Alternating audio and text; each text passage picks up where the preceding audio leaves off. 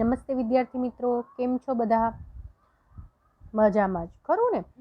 હવે આપણે વિદ્યાર્થી મિત્રો આપણું જે પ્રથમ સેમેસ્ટરનો જે કોર્સ છે એ કોર્સ આપણે પૂરો થઈ ગયો છે. એટલે કે પ્રથમ સત્રની અંદર 20 લેસન આવે છે. એ 20 લેસન આપણે પૂરા કર્યા છે. ત્યાર પછી એ 20 લેસનમાંથી પેપર કેવી રીતે નીકળે, કેટલા માર્ક્સનું પેપર હોઈ શકે, એમાં શું પૂછાય, એના વિશે પણ માહિતી મેળવી. હવે આજે હું તમને નિબંધ લેખન શીખવાડીશ. નિબંધ કેવી રીતે લખવો, એના માટે ધ્યાનમાં રાખવાની બાબત શું હોય છે એ આપણે જોઈએ. તો અહીંયા આપી છે, निबंध लेखन करते समय ध्यान में रखने की बातें निबंध की प्रस्तावना विषय के प्रति जिज्ञासा उत्पन्न कर दे ऐसी होनी चाहिए. એટલે કે પ્રસ્તાવના જ એટલી સચોટ હોવી જોઈએ કે હવે અંદર શું કહેવા માંગે છે આપણને જિજ્ઞાસા થવી જોઈએ, જાણવા માટેની ઉત્સુકતા વધવી જોઈએ. निबंध में प्रस्तुत विचारों को तर्कपूर्ण ढंग से प्रस्तुत करना चाहिए. એટલે નિબંધ લેખન કરતા હો ત્યારે એમાં જે તમે તમારા વિચાર રજૂ કરો ને એ તર્કપૂર્ણ હોવા જોઈએ. आडावड़ा जे मगज में विचार आव्यो ए लखी नाखो एवं नहीं. निबंध में विचारों की श्रृंखला बनी रहनी चाहिए. એટલે કે તમારા જે વિચાર છે એની હારમાળા ચેન છે બની કન્ટિન્યુ હોવી જોઈએ. આગળ પાછળ થઈ જવું જોઈએ નહીં કે વાક્ય રચના અધૂરી છોડી દીધી, એવું ન થવું જોઈએ. ભાષા શુદ્ધ એवं વિષય કે અનુકૂળ હોની चाहिए. ભાષા શુદ્ધ વાપરવાની અને તમારો જે વિષય છે એને અનુરૂપ શબ્દ છે વપરાયેલા હોવા જોઈએ. निबंध के अंत में निष्कर्ष प्रस्तुत करना चाहिए. निबंधना अंत में निष्कर्ष तारण છે રજૂ કરવાનું અને શીર્ષક પણ આપવાનું. અહીંયા તમને મુદ્દા આપેલા છે. નિમ્નલિખિત મુદ્દો के आधार पर पाठशाला विषय पर निबंध लिखिए. શીર્ષક છે પાઠશાલા, ત્યાં તમે मेरी पाठशाला એમ પણ લખી શકો. मुद्दा क्या આપ્યા છે તો કે प्रस्तावना बांधो, पाठशाला का नाम, पाठशाला का पता, पाठशाला की इमारत, पाठशाला में कराई जाने वाली प्रवृत्तियाँ, पाठशाला की विशेषताएं और उपसहार. विद्यार्थी मित्रों, अहींया तमे जे शाळामां भणता हो एना विषे पण तमे लखी शको छो. मैं अहींया सरस्वती विद्यालय एवुं शाळानुं नाम आपेलुं छे. चालो जोईए केवी रीते निबंध लेखन करी शकाय, प्रस्तावना क्यांथी करवी ए. बराबर, तो चालो स्टार्ट करीए आपणे. मैं मयंक हूँ, हूँ मयंक छूँ. विद्यार्थी पोते वात करे छे अने एमनुं नाम मयंक छे એટલે એમ કહે છે કે હું મયંક છું. मैं छात्र हूँ, हूँ विद्यार्थी छूँ. छात्र एटले विद्यार्थी. मुझे पाठशाला जाना अच्छा लगता है. मने शाळाए जवुं खूब ज गमे छे. मेरी पाठशाला का नाम सरस्वती विद्यालय है. मारी पाठशाला एटले के मारी शाळानुं नाम सरस्वती विद्यालय छे. मेरी पाठशाला शाहीबाग अहमदाबाद में है. मारी शाळा शाहीबाग अमदावादमां छे. विद्यार्थी मित्रों, कई जग्याए आवी छे तो कि अमदावादमां पण शाहीबाग एनो एरिया छे. बराबर. पाठशाला में कई इमारतें हैं. शाळा में घणी बधी इमारत है, घणा बधा बिल्डिंग है. इमारतों के बीच में बड़ा सा मैदान है. એટલે આ બધી બિલ્ડિંગોની વચમાં એક મોટું मैदान છે. मैदान में फूल के पौधे और पेड़ है. मैदान में फूल अने नाना नाना छोड़ अने वृक्षो छे. फूल के पौधे एटले के फूल छोड़ छे. बराबर, अने वृक्षो छे. मेरी पाठशाला में सभी छात्र खुश है. मारी शाळामां बधा विद्यार्थीओ खुश छे, आनंदमां छे. बधाने शाळाए जवुं गमे छे कारण के शाळानुं वातावरण ज एटलुं सरस होय छे, प्रफुल्लित होय छे, एटले बधाने त्यां जवुं गमे छे. यहाँ सभी शिक्षकगण दयालु और ज्ञानी है. अहींया बधा ज शिक्षको दयाळु अने ज्ञानी छे. एटले के खूब ज एमनी पासे नॉलेज छे अने अवनवुं ज्ञान छे अमने आपे छे. वे हमें प्यार से पढ़ाते हैं. ते अमने खूब ज प्रेमथी भणावे छे. खेलकूद, योगा, कसरत, कंप्यूटर शिक्षण एवं सामान्य ज्ञान की स्पर्धाएं आयोजित की जाती हैं. એટલે કે રમતગમત, યોગ, કસરત, કમ્પ્યુટર શિક્ષણ અને સામાન્ય જ્ઞાન, જનરલ નોલેજ જેને કહીએ છીએ, એની સ્પર્ધાઓનું આયોજન પણ કરવામાં આવે છે. मेरी पाठशाला में विषय शिक्षकों के द्वारा प्रोजेक्ट तैयार करवाए जाते हैं जो मुझे बेहद पसंद है. कि मारी शाळामां विषय शिक्षकों द्वारा प्रोजेक्ट तैयार कराववामां आवे छे અને જે મને ખૂબ જ પસંદ છે, ખૂબ જ ગમે છે. मुझे मेरी पाठशाला सबसे प्यारी है. मने मारी पाठशाला खूब ज वहाली छे. मेरी पाठशाला में हम सभी बच्चे सुबह जब पाठशाला में आते हैं तब कतार में खड़े रहकर प्रार्थना करते हैं। એટલે કે જ્યારે અમે બધા વિદ્યાર્થીઓ સવારે શાળાએ આવીએ છીએ ત્યારે લાઇનમાં ઊભા રહી અને પ્રાર્થના કરીએ છીએ। उसके बाद हम सभी छात्र अपने अपने कक्ष में पढ़ाई के लिए जाते हैं। ત્યાર પછી અમે બધા વિદ્યાર્થીઓ ભણવા માટે પોતપોતાના કક્ષમાં જઈએ છીએ। और सुबह से दोपहर कब हो जाती है हमें पता ही नहीं चलता। એટલે કે સવારથી બપોર ક્યારે થઈ જાય છે અમને ખબર જ નથી પડતી। मुझे और मेरे मित्रों को पाठशाला बहुत पसंद है और हमें बहुत मज़ा आता है। મને અને મારા મિત્રોને શાળા ખૂબ જ ગમે છે અને ખૂબ જ મજા આવે છે। તો વિદ્યાર્થી મિત્રો આ રીતે આપણે નિબંધ લેખન છે કરી શકીએ।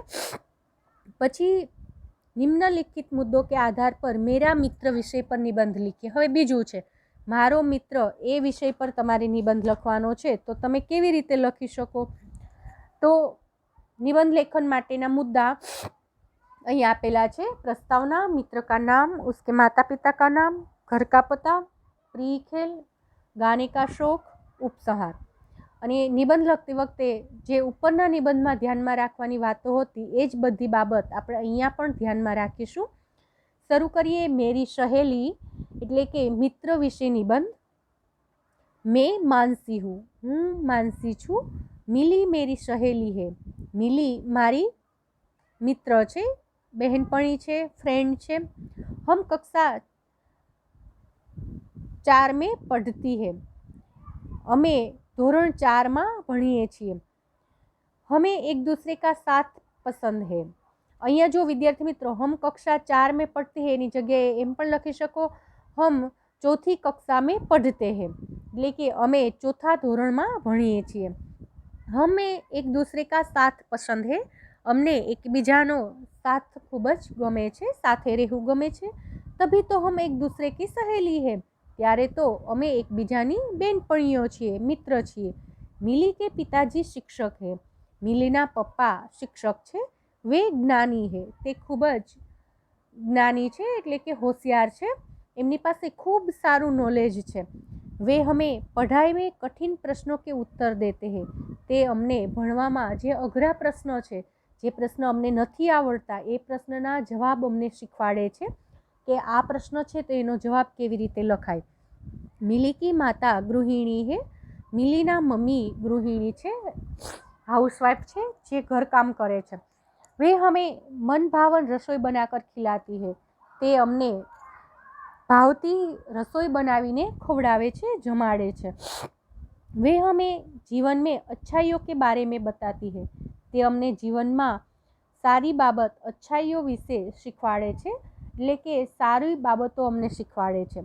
મિલી નીલમબાગ ભાવનગર में रहती है, મિલી ભાવનગરમાં નીલમબાગ આવેલો છે, સોસાયટીનું નામ છે, ત્યાં રહે છે। ઉસે વિવિધ ખેલો में दिलचस्पी है, તેને વિવિધ રમતમાં ખૂબ જ અભિરુચિ છે।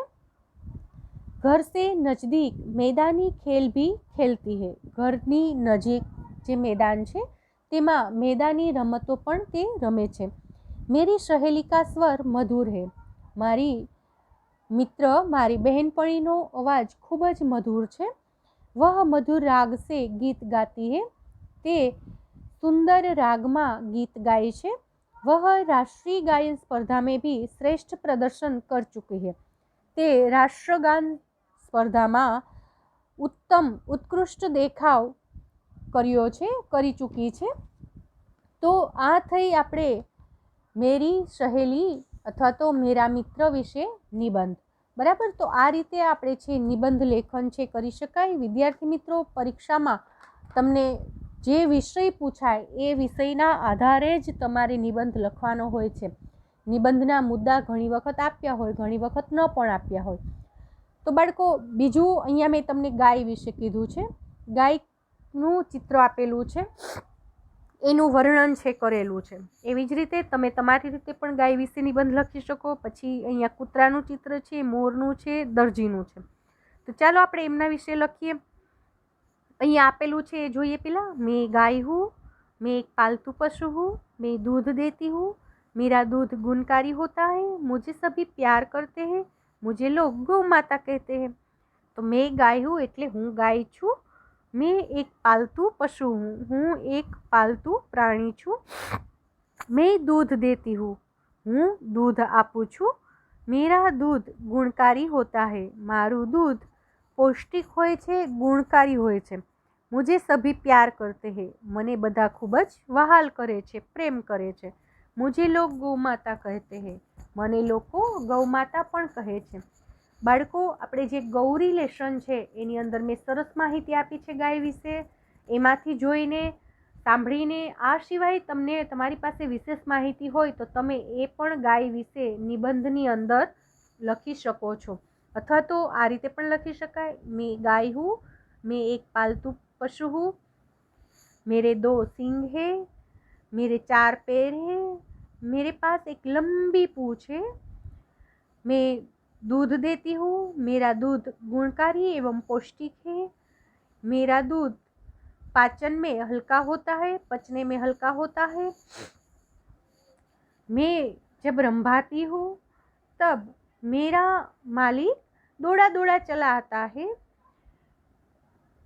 मुझे लोग गौ माता कहते हैं और मुझे हिंदू धर्म में पवित्र भी माना गया है, और ऐसा भी माना जाता है कि मेरे अंदर 33 करोड़ देवताओं का वास है और सभी लोग मेरी पूजा भी करते हैं।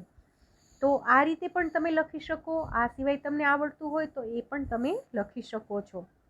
पछी कुत्ता, मैं कुत्ता हूँ, मेरा नाम मोती है, मेरी आवाज़ को भौंकना कहते हैं, मुझे रोटियाँ, बिस्किट, टमाटर खाना पसंद है, अत्याરના કૂતરાઓ ટમેટા ખાય જ છે ને એટલે खाना पसंद है, मैं घर की रखवाली करता हूँ, चौकी करता हूँ, और मेरे मोहल्ले में अनजान व्यक्ति को मैं प्रवेश करने नहीं देता हूँ, और मैं अपने मोहल्ले में कोई दूसरे मोहल्ले का कुत्ता आए तो उसे भी नहीं आने देता हूँ। આવું લખી શકાય જો તમને આવડતું હોય તો, બરાબર। આ સિવાય પણ કૂતરા વિશે તમે લખી શકો છો। પછી મેં મનુષ્ય કા વફાદાર હું, એવું પણ લખી શકાય છે। પછી મોર વિશે, અહીંયા વિદ્યાર્થી મિત્રો તમને ફક્ત એક્ઝામ્પલ આપું છું, એમાંથી તમે તમારી રીતે વાક્ય રચના બનાવીને પણ લખી શકો છો, બીજી કોઈ માહિતી હોય તો પણ લખી શકો છો। મોર વિશે જોઈએ, मैं मोर हूँ, मुझे बरसात का मौसम बहुत प्रिय है, जब बारिश होती है तब मैं अपने पंख फैलाकर नाच दिखाता हूँ, मेरे पंख रंग बिरंगी है, मेरे माथे पर सुंदर कलगी है, मेरी आवाज़ सभी लोगों को बहुत पसंद है, मुझे अपने पंख फैलाकर नाचना भी बहुत अच्छा लगता है, मैं खेत और जंगल में रहता हूँ, मैं भारत देश का राष्ट्रीय पंखी हूँ, यानी कि मुझे राष्ट्रीय पंखी का दर्जा प्राप्त हुआ है। આવી રીતે તમે લખી શકો છો। પછી દરજી, मैं दर्जी हूँ, मैं लोगों के कपड़े सीता हूँ, मैं कपड़े में से अलग अलग डिज़ाइन के अवनवे फ्रॉक, पैंट, शर्ट आदि बनाता हूँ, लोगों को मेरी कारीगरी बहुत पसंद है, વગેરે તમે લખી શકો છો। વિદ્યાર્થી મિત્રો, ચિત્ર જોઈને જ લખવાનું હોય છે, એટલે કે તમને ચિત્ર આપેલું હોય તો ચિત્ર જોઈ અને એનું વર્ણન કરતું જવાનું, બરાબર। તો આ રીતે તમે નિબંધ લેખનની અંદર ખૂબ સરસ માહિતી છે એ લખી શકો છો। અહીંયા મેં તમને ફક્ત અને ફક્ત એક્ઝામ્પલ જ આપેલું છે, આ સિવાય તમે તમારી રીતે પણ ઘણું સરસ મજાનું લખી શકો છો। જેવી રીતે આપણે દીપાવલી ત્યોહાર, હમારા ત્યોહાર દીપાવલી, એ જે લેસન ભણતા હતા ત્યારે એની અંદર આપણે એક બીજો પણ પાઠ શીખ્યા હતા ચિત્રવર્ણન ઉપરથી, કે શાળાનું મેદાન છે, શાળાનું બિલ્ડિંગ છે, ઘણા બધા બાળકો મેદાન ઉપર હાજર છે, શિક્ષકો હાજર છે, આપણો રાષ્ટ્રધ્વજ લહેરાતો હોય છે અને એમને સલામી આપતા હોય એવું ચિત્ર હતું. તો એના ઉપરથી પણ તમારે નિબંધ લેખન કરવાનું હતું. એટલે કે જે ચિત્ર આપેલું હતું એ ચિત્રને ધ્યાનથી જોઈ અને ચિત્ર વર્ણન કરવાનું હતું. તો એ પણ આપણે એ રીતે કરી શકીએ. आज 15 अगस्त का दिन है. 15 अगस्त हमारा राष्ट्रीय पर्व है. 15 अगस्त के दिन हमारा भारत देश अंग्रेजों के चुंगल से आज़ाद हुआ था. इसलिए हम इस दिन को आज़ाद दिन या और स्वातंत्र दिन कहते हैं. इस दिन को और आज़ाद दिन की तरह हम इसे सेलिब्रेट करते हैं. इस दिन हम सभी बच्चे पाठशाला के पटांगण में एकत्रित होते हैं. गांव के मुखिया और गांव के कई सारे लोग भी शाला के पटांगण में आते हैं और हम सब एक साथ मिलकर हमारा तिरंगा राष्ट्रध्वज जो है उसे हम सलामी देते हैं और फिर हमारा राष्ट्रगीत जन गण मन अधिनायक जय है वह राष्ट्रगीत हम गाते हैं. તો આ રીતે આપણે ચિત્ર પરથી એનું વર્ણન કરી અને લખી શકીએ છીએ. આમાં ઘણું બધું ઉમેરી શકાય. તમારી શાળાનું નામ શું છે, રાષ્ટ્રધ્વજની સલામી કોણે આપી, કેટલા શિક્ષકો હતા, નારા કોણે લગાવ્યા, આવું ઘણું બધું છે એની અંદર આપણે ઉમેરી શકીએ છીએ. તો વિદ્યાર્થી મિત્રો, તમને ખ્યાલ આવી ગયો કે નિબંધ લેખન છે એ આપણે કઈ રીતે કરવું જોઈએ અને એની અંદર આપણે કઈ બાબતો છે એને ધ્યાનમાં રાખવી જોઈએ. એવી જ રીતે હજી એક હું તમને કહું છું, હાથી નિબંધ પૂછાય તમને તો એના વિશે શું લખશો? હાથી સબસે બડા જાનવર હે. હાથી ખૂબ જ કદાવર પ્રાણી છે. સબસે બડા એટલે બધાથી મોટું પ્રાણી છે એમ પણ તમે લખી શકો. હાથી કા રંગ કાલા હોતા હૈ. હાથીનો રંગ કાળો હોય છે. હાથી પાલતુ જાનવર है. હાથી પાલતુ પ્રાણી છે. હાથી કે પાँव ખંભે જૈસે है.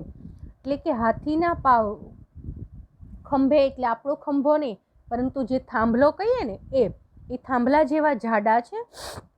હાથી કી બડી સૂંઢ और छोटी पूंछ होती है. હાથીને લાંબી સૂંઢ અને છોટી એટલે કે ટૂંકી પૂંછડી હોય છે. હાથી કે દો મજબૂત દાંત હોતે हैं. હાથીને બે મજબૂત દાંત હોય છે, જે દંતશૂળ આપણે કહીએ છીએ અને જે બહાર દેખાતા હોય છે. હાથી इन दो दांतों से कई काम करते हैं. હાથી આ બે દાંતથી ઘણા બધા કામ કરે છે. હાથી જંગલ में रहते हैं. હાથી જંગલમાં રહે છે. હાથી को पानी में नहाना अच्छा लगता है. હાથીને પાણીમાં નાહવું ખૂબ જ ગમે છે. હાથી को केले अच्छे लगते हैं. હાથીને કેળા ખૂબ જ ભાવે છે.